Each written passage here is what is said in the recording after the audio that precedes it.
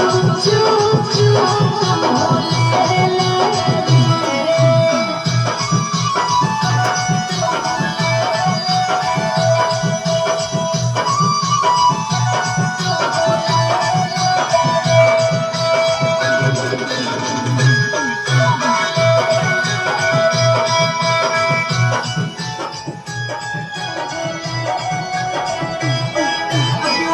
अकेला में खेलानी छोड़ी खेलागे जनतई मैया मरतई बागी हो गई झमेला